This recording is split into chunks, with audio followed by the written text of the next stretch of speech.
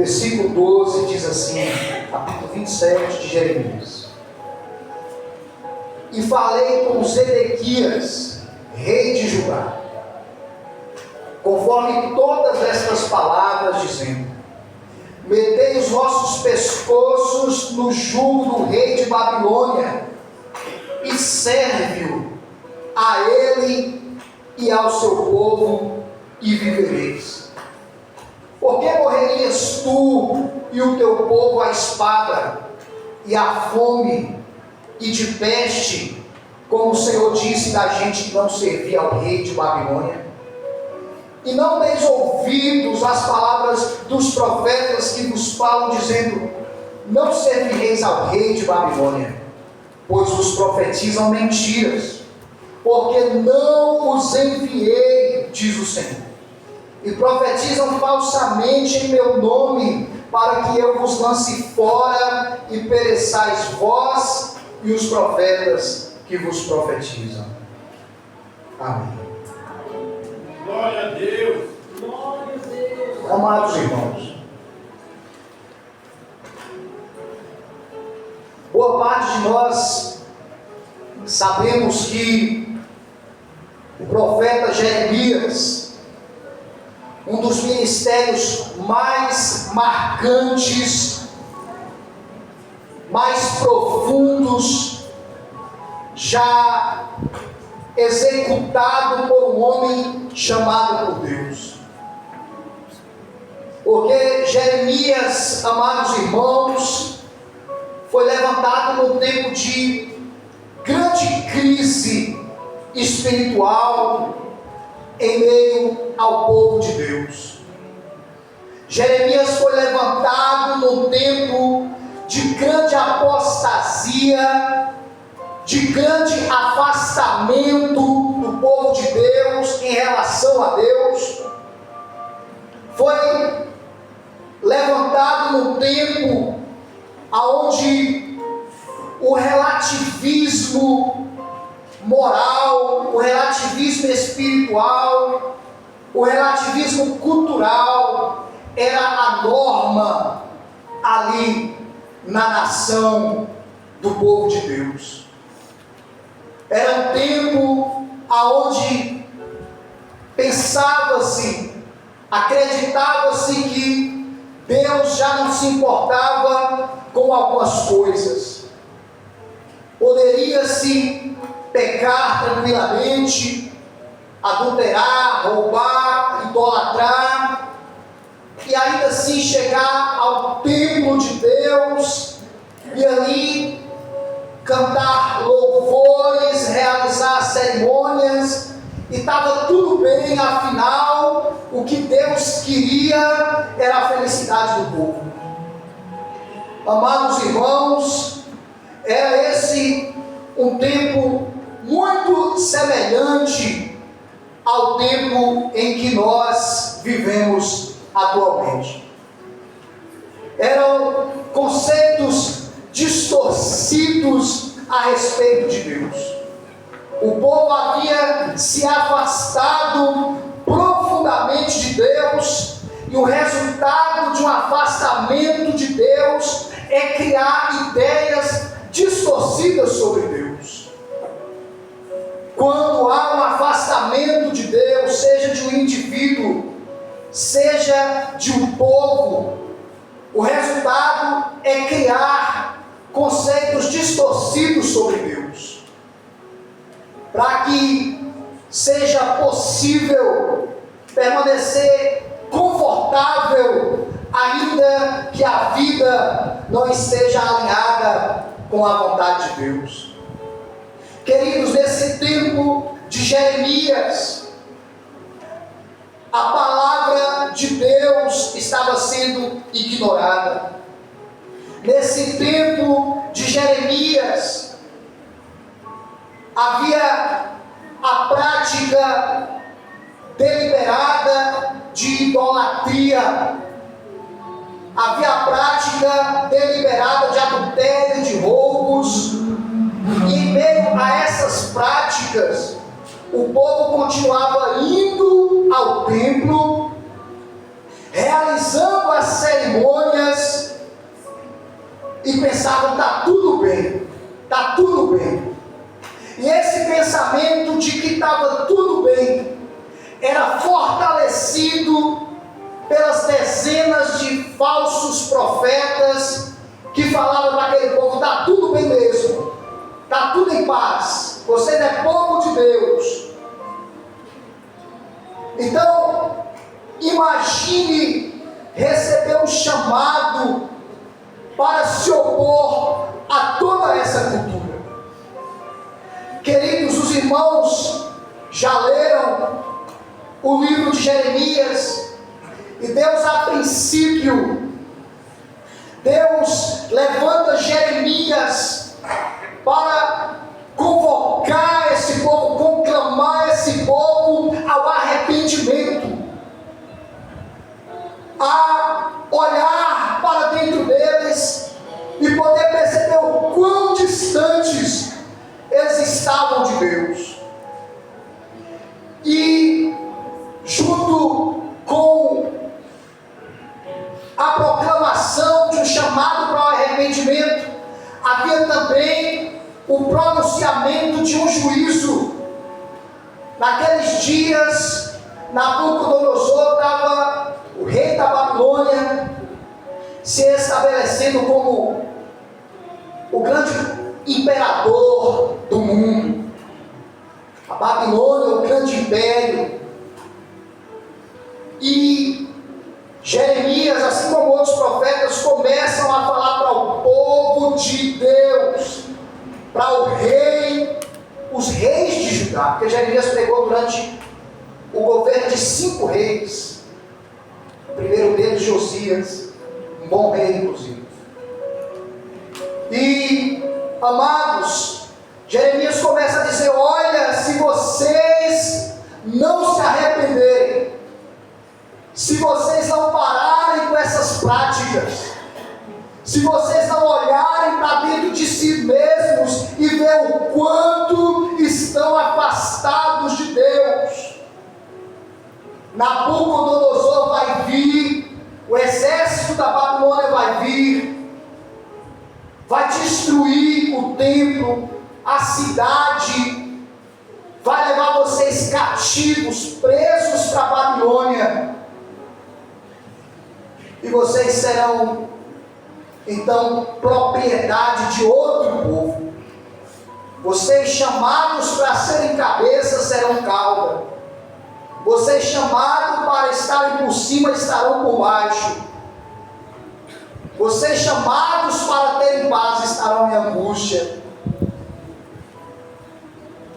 Queridos, e essa mensagem de Jeremias, ela perdia em parte a sua força por causa das ações malignas dos falsos profetas, que dizia que a mensagem de Jeremias era falsa, que Deus não ia fazer aquilo, porque aquele era o povo de Deus, o povo que adorava a Deus no templo de Deus, e um povo que teria, na verdade, paz.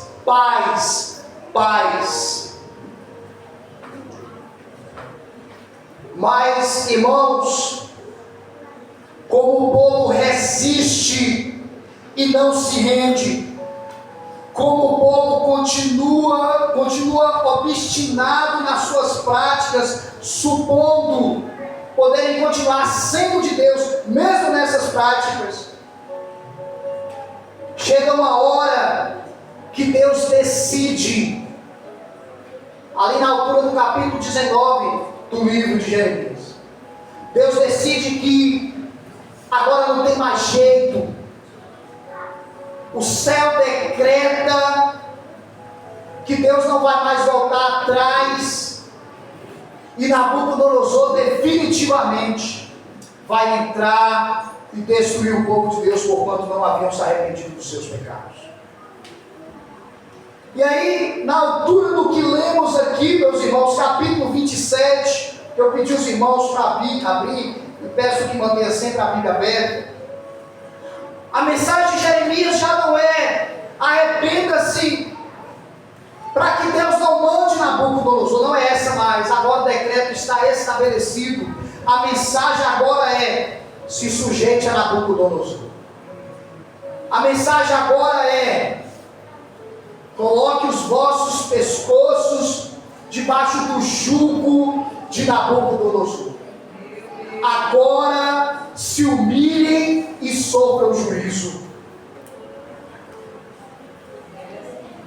E amados irmãos,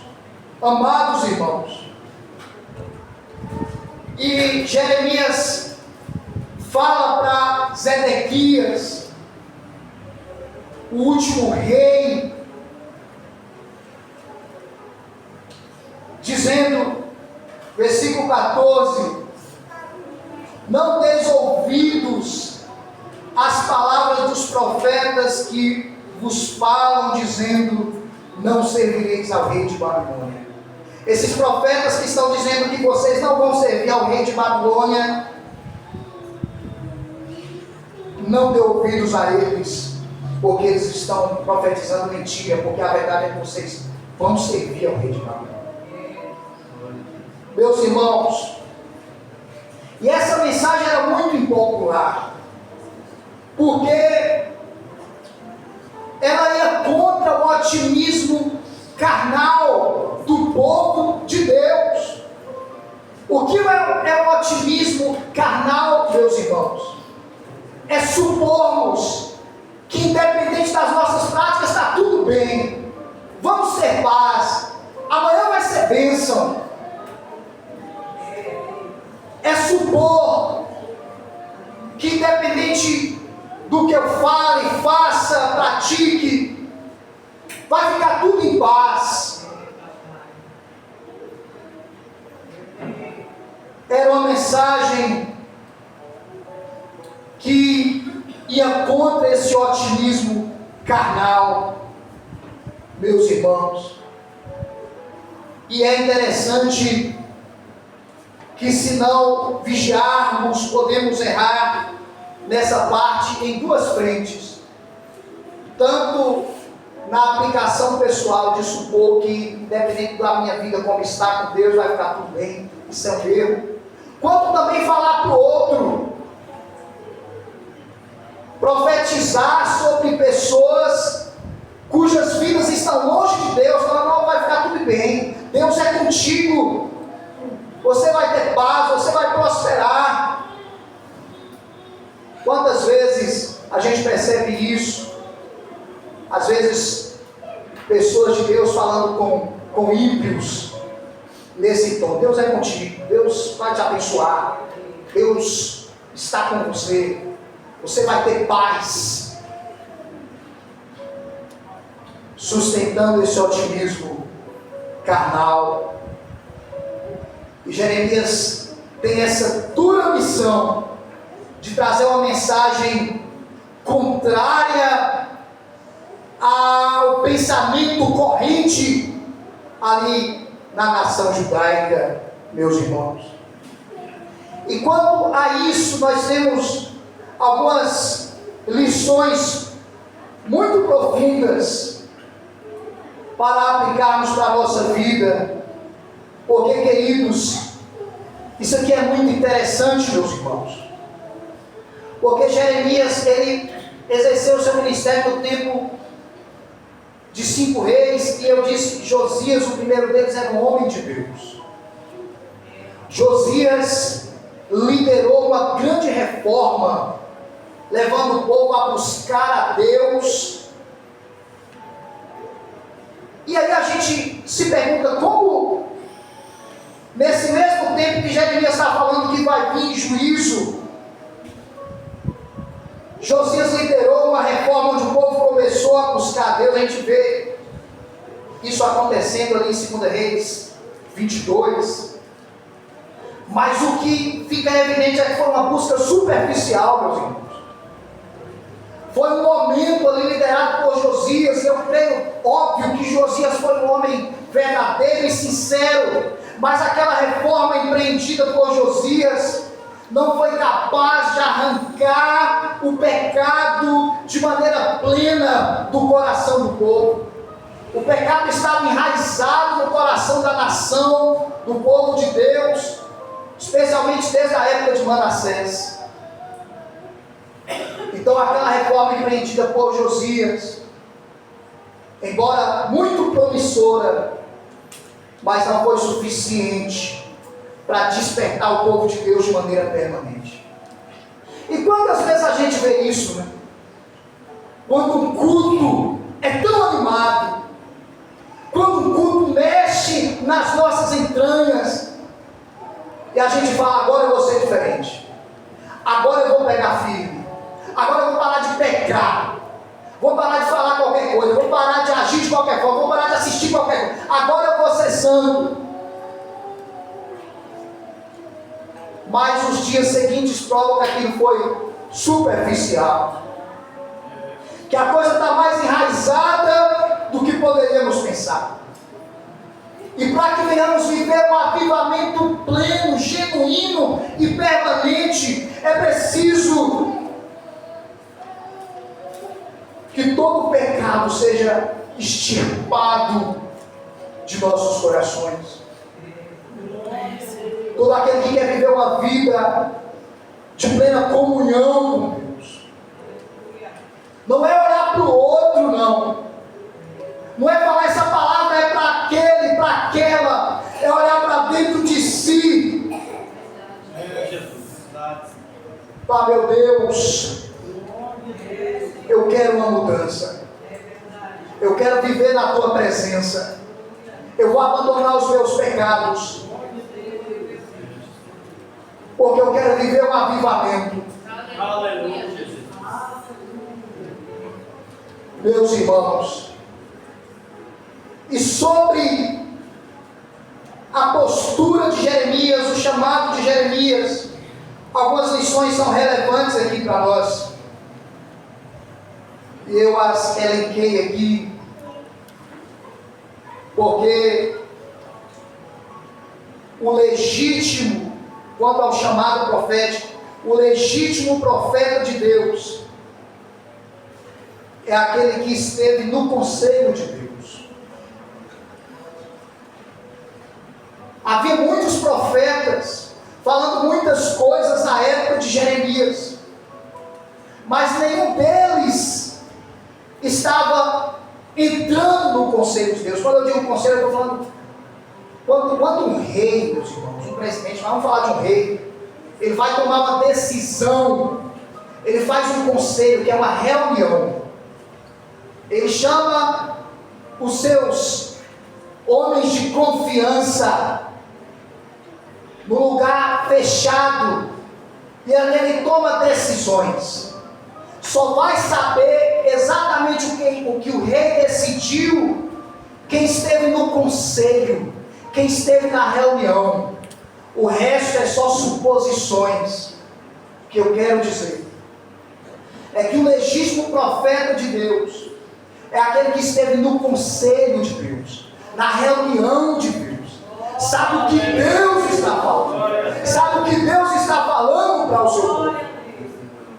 E aqui fica uma mensagem para nós que pregamos,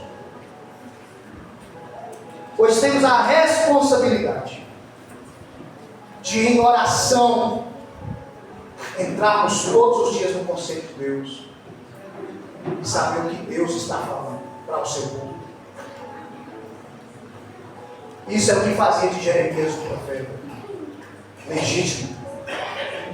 Ele entrava no conselho de Deus, ouvia o que Deus estava dizendo e falava para o povo.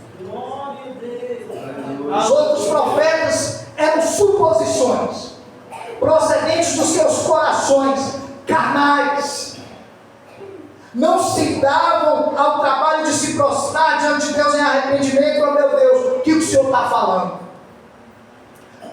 Abra por gentileza capítulo 23 de Jeremias, amados. Capítulo 23, versículo 17.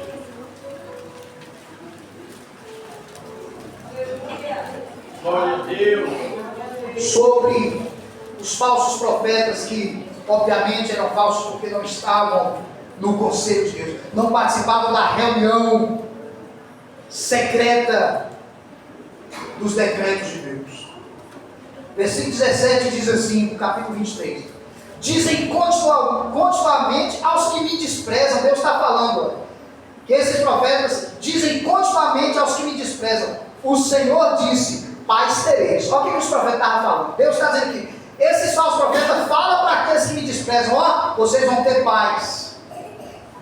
E a qualquer que anda segundo o propósito do seu coração, dizem, não haverá mal sobre vós, pode ficar tranquilo. Agora olha o versículo 18. Porque Deus está dizendo, porque quem esteve no conselho do Senhor, nenhum desses profetas, quem esteve no conselho do Senhor e viu e ouviu a sua palavra, quem esteve atento à sua palavra e ouviu, quem é que esteve lá no conselho do Senhor, na reunião de Deus? Nenhum daqueles profetas. Mas se você quer ser profeta verdadeiro, desse ao esforço de buscar a Deus e de entrar no conselho de Deus e ter a palavra de Deus para o povo de Deus. Meus irmãos. Porque, queridos, eu sei que toda a palavra de Deus, ela é divinamente inspirada, a Bíblia Sagrada. E toda vez que abrimos a palavra de Deus, este livro sagrado, promovemos ao expressar, promovemos edificação. Agora existe uma coisa, existem coisas específicas que Deus está falando em um determinado tempo para a sua igreja. Lembra que Jesus enviou 7 cartas com assuntos específicos para aquelas igrejas, Apocalipse. Eram assuntos específicos para tratar com aquela igreja naquele tempo, aquelas igrejas. E cada uma daquelas cartas encerra-se assim: quem tem ouvidos, ouça o que o Espírito está dizendo às igrejas. Aleluia. Estamos sabendo o que o Espírito está dizendo para a igreja hoje? Aleluia. Estamos sabendo? Estamos sabendo que, ouvindo o que o Espírito está dizendo às igrejas, se Jesus fosse mandar uma carta para essa igreja, então cai sobre nós o dever de se achegar a Deus e saber o que Deus está dizendo de maneira legítima e falar a palavra de Deus para o seu povo. Meus irmãos, outra coisa importante referente ao chamado de Jeremias, um verdadeiro profeta. Já disse que o profeta verdadeiro, ele entra no conceito de Deus. E ele ouve de fato o que Deus está dizendo. Outra coisa é que a mensagem recebida pelo profeta de Deus não se alinha ao estado de morte espiritual do povo. Ou seja, não vai ser aquela mensagem que simplesmente está alinhada ao estado do povo, que não traz mudança. Se o povo está morto espiritualmente, duvide daquele profeta que diz está tudo bem. E ame aquele profeta que diz convertei-vos. Porque a mensagem de Deus recebida pelo profeta de Deus, ela não vai se alinhar ao estado de morte espiritual do povo de Deus. Porque o objetivo é trazer despertamento, reflexão e conversão. Aleluia. Então precisa mexer com o nosso ego, balançar a nossa estrutura e nos levar a pensar e a nos convertermos. Olha, capítulo 7 de Jeremias, amados, por gentileza.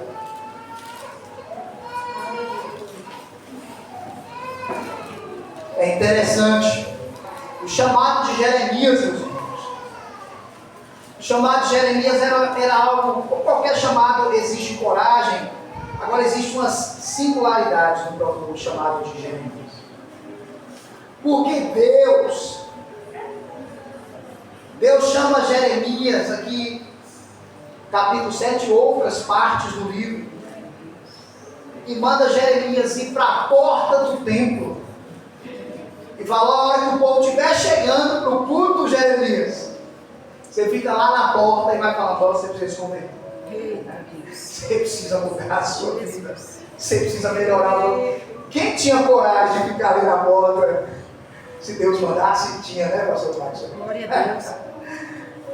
Olha, irmãos, palavra que foi dita a Jeremias pelo Senhor, dizendo: põe-te à porta da casa do Senhor e proclama-lhe esta palavra e diz: ouve a palavra do Senhor, todos de Judá, vocês que estão entrando por essas portas para adorar o Senhor, escuta, assim diz o Senhor dos Exércitos, o Deus de Israel: melhorai os vossos caminhos e as vossas obras, e vos farei habitar neste lugar.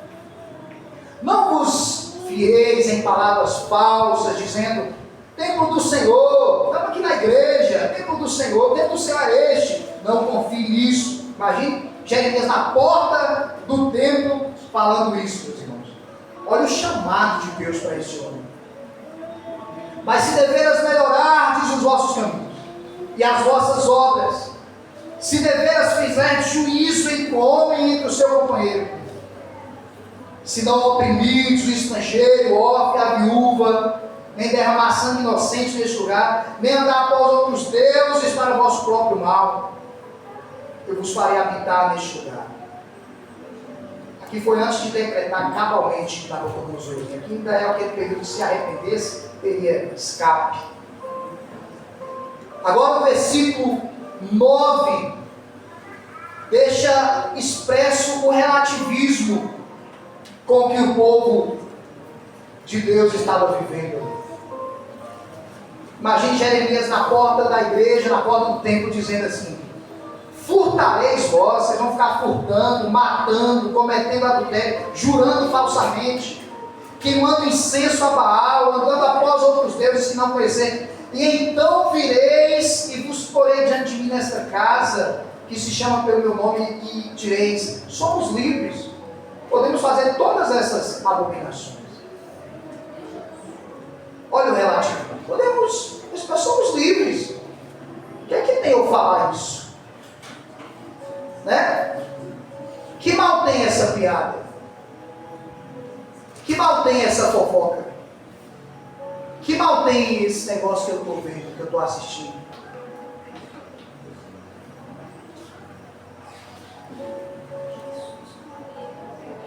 E Jeremias está levando o povo a refletir, a considerar os seus caminhos. Sabe por quê, irmãos? Porque nosso Deus ama o seu povo. Porque Deus queria e quer, mas aqui dentro do contexto do chamado de Jeremias, Deus queria trazer um verdadeiro avivamento sobre o seu povo. Deus queria trazer a sua presença poderosa e permanente sobre o seu povo. Então, Deus não poupa palavras através de Jeremias para produzir reflexão no coração daquele povo e conversão, meus irmãos. E eu creio que Deus quer fazer isso em nossas vidas. Deus quer trazer um grande avivamento sobre a nossa vida, sobre o seu povo. Deus quer levantar a sua igreja de maneira poderosa. Mas É claro que Deus está nos conclamando pela sua palavra para uma reflexão introspectiva. Não é o outro, sou eu. E juntos consertarmos os nossos caminhos perante o Senhor. Eu não tenho dúvidas que grandes coisas, embora Deus já tenha feito, mas à altura daquilo que Ele quer fazer, eu creio que Deus, ao tomarmos essa posição, ao buscarmos ao Senhor, de todo o nosso coração, meus irmãos, como no próprio livro, capítulo 29, versículo 13, Deus diz: e buscar-me-eis, e me achareis, quando me buscardes de todo o vosso coração. Quando buscarmos a Deus de todo o nosso coração, quando Ele for aquilo que é mais importante, quando nos despojarmos da nossa soberba, orgulho, de nossos maus caminhos, nós vamos experimentar uma visitação poderosa e permanente de Deus. Meus irmãos. Porque tudo que Deus está fazendo, meus irmãos, aqui, é porque Deus ama o seu povo. O amor de Deus é algo imensurável. O povo não deu ouvidos. Nabucodonosor entrou, levou o povo para a Babilônia. Jeremias continua profetizando, o povo continua sem ouvir. Vai mais gente para a Babilônia, a terra fica arrasada, os utensílios da casa de Deus levados para a Babilônia. Tempo de grande humilhação, que falando aqui, se o Espírito não nos revelar, não dá para a gente conceber a angústia daquele tempo sobre o povo de Deus. Por quê? Porque Deus ama o seu povo. Aleluia. Angústia, porque Deus ama o seu povo. E Deus permite aquela situação para poder levá-los à conversão e a viver uma vida usufruindo da plenitude da presença e do amor de Deus. E quando o povo estava lá na Babilônia, Deus não esquece jamais do seu povo. Deus levanta profetas lá. Mas o próprio Jeremias, ainda que tenha permanecido ali em Jerusalém, Deus falou: olha, Jeremias, escreve uma carta aí para você mandar lá para o meu povo, que eu não permiti que fosse para a Babilônia. Eu levei para a Babilônia. E Jeremias: está bom, Senhor, é o que é para escrever. Eu não vou falar aqui tudo, mas o versículo os irmãos conhecem bem. Na carta, Jeremias manda lá para o meu povo e diz para eles assim na carta: eu é que sei os pensamentos que eu tenho sobre vós. São pensamentos de paz e não de mal, para vos dar o fim que esperais, o futuro. Imagine, meus irmãos, como o nosso Deus é hoje. Como o nosso Deus exala misericórdia. Deus não abre mão do seu povo. Quero te dizer que você está nas mãos de Deus. Seu nome está escrito na palma da mão do Senhor. Ele mesmo diz: pode uma mãe esquecer-se do filho que tanto ama, do filho do seu ventre? Mas ainda que essa se esqueça dele, eu jamais, diz o Senhor, me esquecerei de ti. Ele é maravilhoso.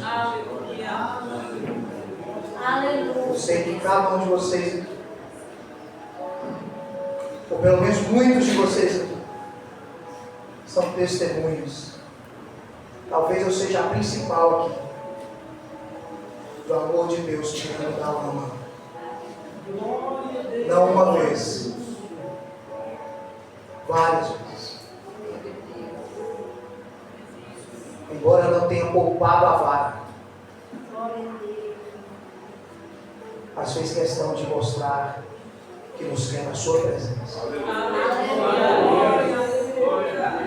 Louvado seja o nome de Deus. Meus irmãos, outra coisa importante sobre o chamado de Deus na vida de Jeremias, na vida de um verdadeiro profeta, e isso aqui é muito importante também, a você que é povo de Deus, cada um de nós,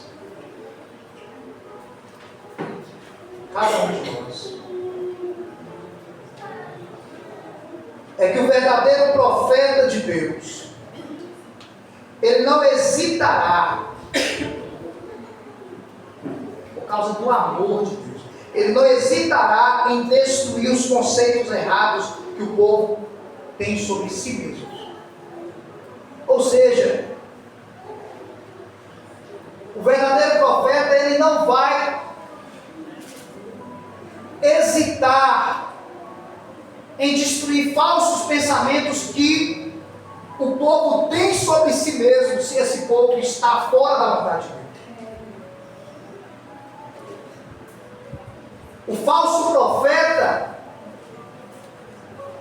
ele vai apenas fortalecer aquela situação de afastamento, de apostasia. O verdadeiro profeta, ele vai desmanchar o castelo de areia, porque o Senhor ama. Olha Jeremias capítulo 6, meus irmãos, versículos 13 e 14.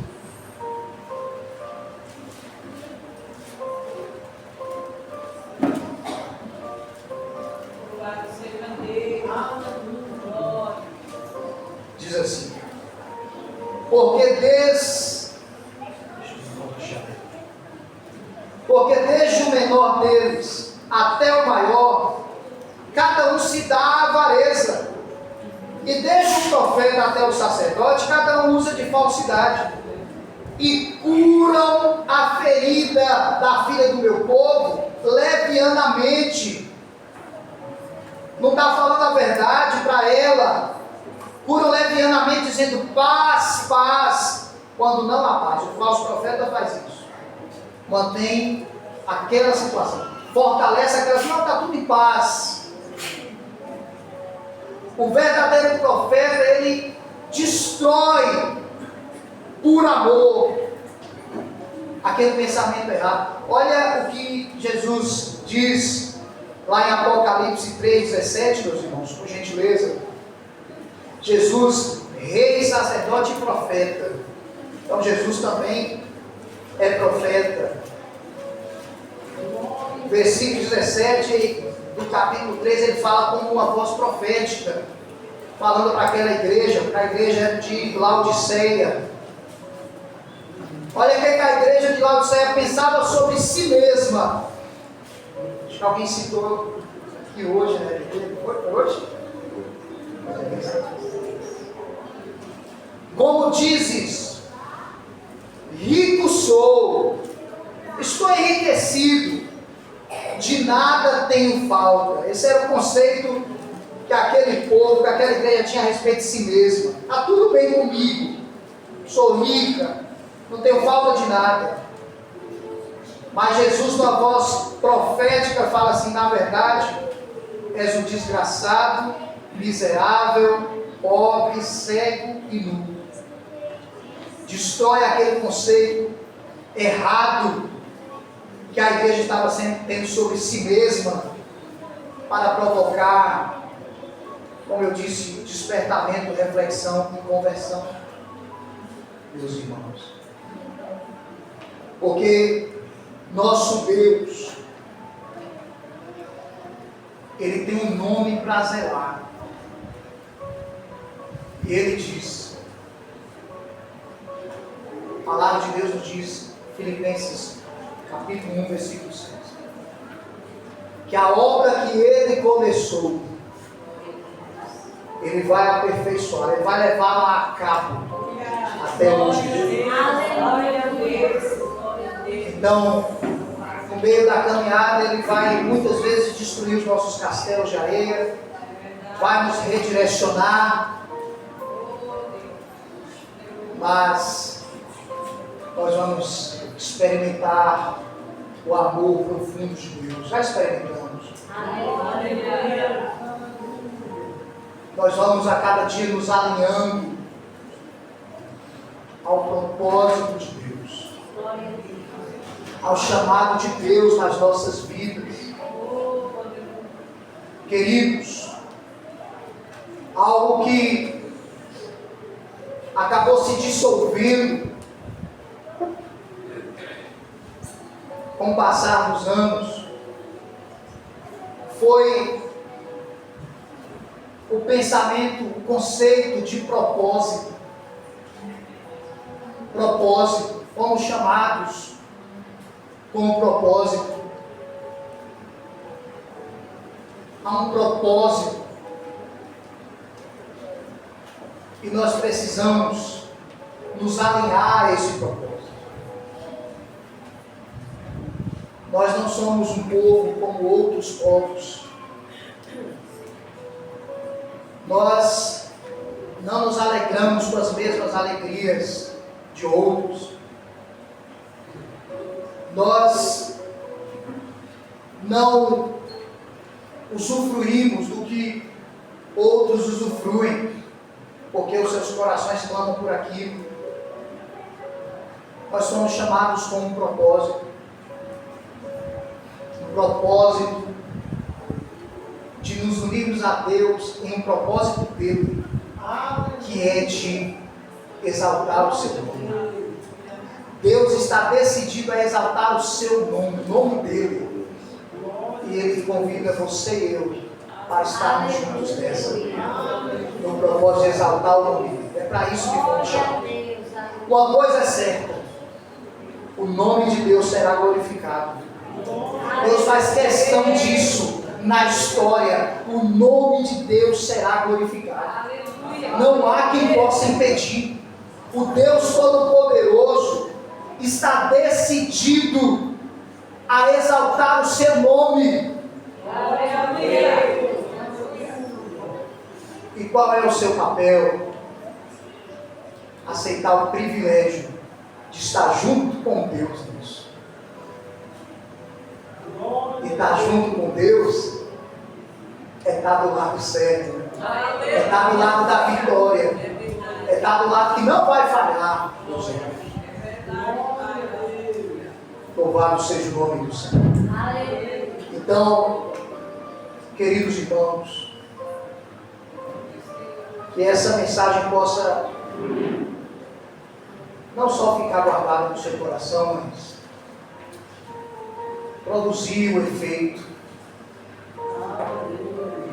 de reflexão, de conversão, de observar a nossa vida está de acordo com a vontade de Deus. Por favor, não acuse o outro, olhe para si. Vamos nos converter, meus irmãos. Porque o nosso Deus quer fazer algo poderoso. Hoje orávamos aqui à tarde, como a presença do Espírito de Deus foi forte, deixando muito evidente que Ele quer fazer algo poderoso. E vai fazer.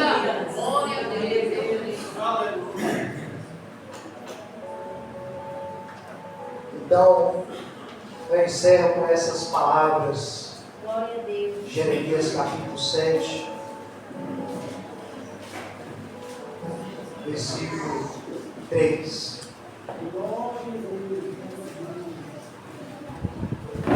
Aleluia.